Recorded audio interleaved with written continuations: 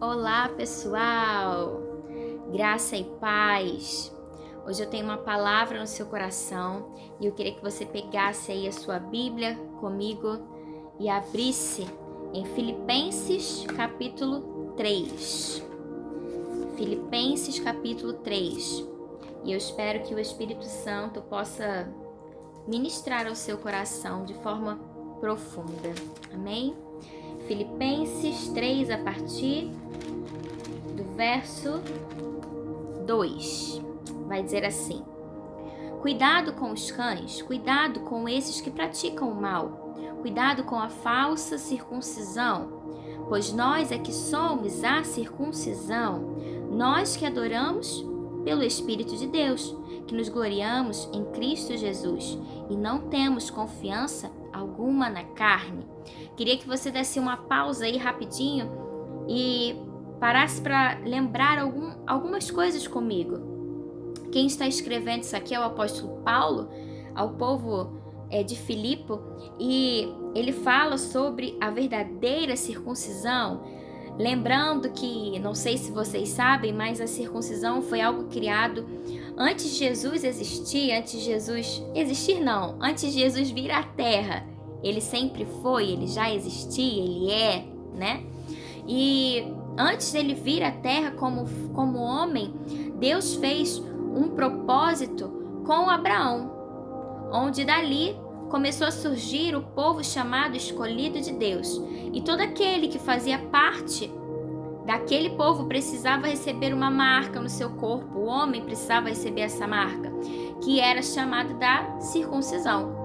Só que quando Jesus vem como homem, ele morre não para apenas o povo de Deus, que era o povo escolhido, o povo de Israel, mas ele morre para o povo escolhido e também para os gentios. Ele morre por todos, ele morre pela humanidade. E aí a palavra vai dizer que todos aqueles que creem em Jesus, eles são selados pelo Espírito de Deus, pelo Espírito Santo. Está lá em Efésios capítulo 1, que também quem vai dizer é o apóstolo Paulo. Então a verdadeira circuncisão é aquela que eu e você temos através do Espírito de Deus. Você crê em Jesus, você foi marcado, você foi selado. O teu espírito foi selado. E aí o apóstolo Paulo, ele vai dizer sobre não termos confiança na nossa carne. Por quê? Porque a verdade é que nós, como seres humanos, nós temos a nossa natureza corrompida. E por quê? Através da queda de Adão e Eva. Deus criou Adão e Eva para ser eterno, para ser alguém, homem e mulher que tivesse uma vida plena em santidade, em pureza. Só que eles caíram. E junto, toda a humanidade. Então, por nós mesmos, pela nossa natureza humana, a nossa carne ela é muito frágil. Muito frágil. E eu não sei se isso já aconteceu com você, mas tenho certeza que sim, comigo já. Existe às vezes uma luta diária entre o espírito, o nosso espírito que está selado pelo Espírito de Deus, e a nossa carne. Só que Paulo ele vai falar sobre a confiança na carne de uma forma um pouco diferente do que a gente está acostumado a ver. No versículo 4 ele vai dizer: embora eu mesma tivesse razões para ter tal confiança, como assim? Por ser, se alguém pensa que tem razões para confiar na carne, eu ainda mais. Por quê? Aí ele vai começar a dizer: circuncidado no 8º dia de vida, pertencente ao povo de Israel, à tribo de Benjamim, verdadeiro hebreu, quanto à lei fariseu, quanto ao zelo perseguidor da igreja, quanto à justiça que há na lei, irrepreensível. Ele aqui vai começar a relatar o seu currículo, digamos assim, antes de conhecer a pessoa de Jesus Cristo. E ele vai dizer então que se ele tivesse que confiar na sua carne, ele era o máximo. Só que olha o que ele vai dizer no versículo 7. Mas o que para mim era lucro, passei a considerar como perda por causa de Cristo. Mais do que isso, considero tudo como perda, comparado com a suprema grandeza do conhecimento de Cristo Jesus, meu Senhor, por quem perdi todas as coisas. E olha que forte o que ele vai dizer. Eu as considero como esterco para poder ganhar Cristo e ser encontrado nele. Uau! Paulo está querendo dizer que tudo aquilo que ele era, todo o seu currículo, era considerado como nada diante a suprema grandeza do conhecimento de quem Jesus era. Paulo abriu mão de tudo isso aqui que ele era para conhecer a pessoa de Cristo. Ele era perseguidor da igreja, mas quando ele conhece a pessoa de Cristo, ele passa a ser perseguido porque ele entende que nada nessa vida é melhor do que conhecer a pessoa de Jesus Cristo. E eu quero te perguntar algo. Seja você alguém muito importante ou alguém simples, seja você com faculdade ou sem faculdade, com uma classe social muito alta ou baixa, eu quero te fazer uma pergunta. O que é isso? O muito e o nada diante de quem é Jesus Cristo? Eu posso ter muito, mas não se compara à pessoa de Cristo. Eu posso também não ser nada, mas ainda assim também não se compara a nada. Porque na verdade, o que importa não é se eu tenho muito ou se eu tenho pouco. Na verdade, o que importa não é o meu título. Na verdade, o que importa é a pessoa de Jesus Cristo. Paulo abriu mão de tudo que ele era, porque ele entendeu que a melhor opção era conhecer Jesus Cristo. E melhor do que isso, é lindo quando ele diz, é ser encontrado por ele. Melhor do que conhecer a pessoa de Jesus Cristo é poder pensar que Jesus olha para cá e encontra o meu coração. Ei, ajuste a sua visão. Pare de olhar o que você tem, pare de olhar o que você conquistou e o que você ainda quer conquistar e comece a focar na pessoa de Jesus Cristo. Você pode reparar, quando o seu coração estiver muito agitado, perturbado, é porque você está olhando mais para as coisas dessa terra do que para a pessoa de Cristo, porque quando a gente fita os nossos olhos em Jesus Cristo, a gente só consegue ter paz, esperança, porque é só isso que Ele tem para nos dar. Tudo ao nosso redor não faz sentido, mas a única coisa que faz sentido é a pessoa dele em nossas vidas.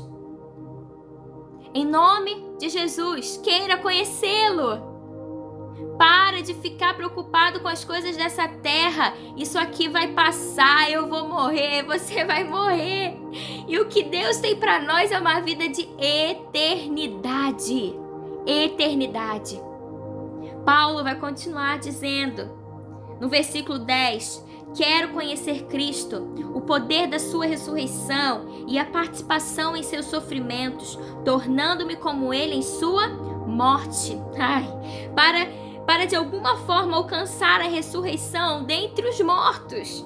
Sabe o que Paulo está querendo dizer? Sabe por que eu quero conhecer Jesus? Eu quero conhecer Ele na plenitude. Eu quero conhecer o seu sofrimento, porque eu quero sentir também. Eu quero saber o que é o sofrimento de Cristo. Eu quero entender o que é a morte de Cristo. Sabe por quê? Porque eu entendo que então eu vou alcançar a ressurreição dentre os mortos. Sabe o que é isso? Vida eterna.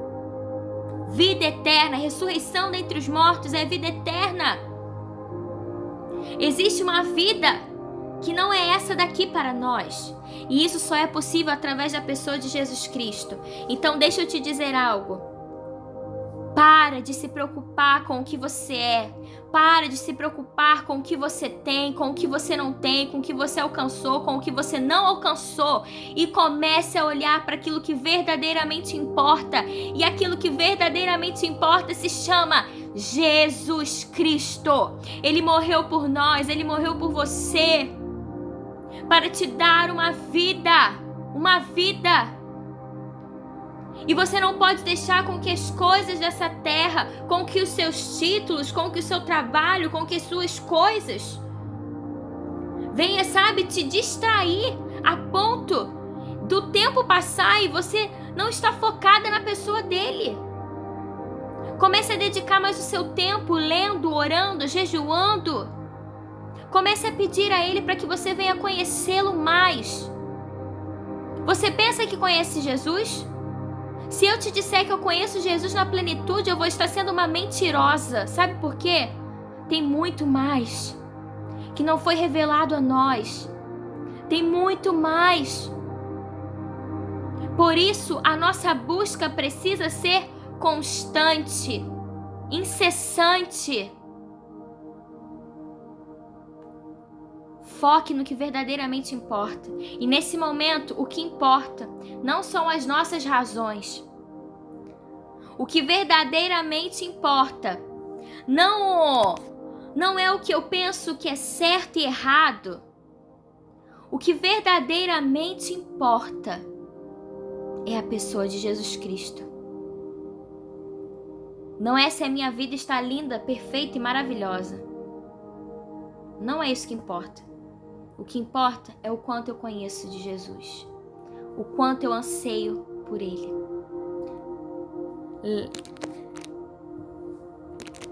Você lembra do discurso dele?